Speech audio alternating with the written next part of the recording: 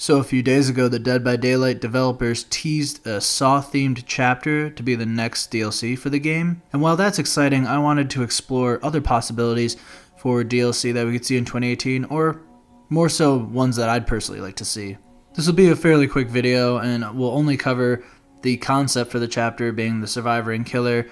Not really going to go over perks or abilities too much since I don't balance the game, and people seem to get a little tilted when you mention something that might seem a little ridiculous.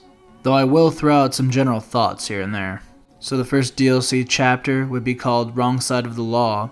The killer would be Maniac Cop from the 1988 cult classic of the same name, and in Dead by Daylight terms be dubbed as The Law.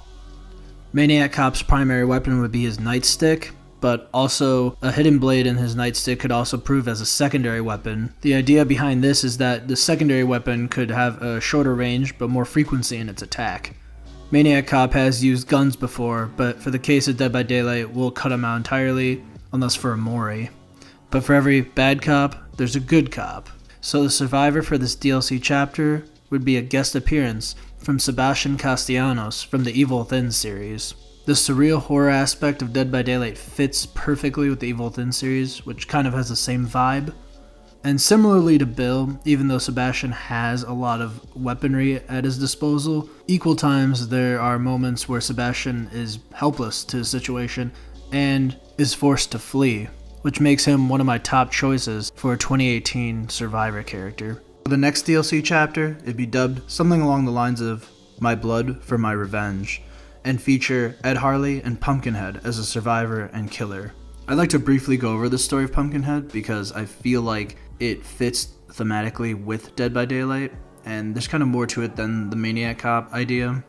Ed Harley's son gets killed by some douchey teenagers in a accidental hit and run. When they flee, he goes to this local witch that allows him to summon a demon using his own blood to get revenge. However, deep down Ed is a good guy, and after he sees what Pumpkinhead's doing to these teenagers, he ultimately becomes a martyr to save the teen's life, to stop Pumpkinhead, since they are ritualistically bonded.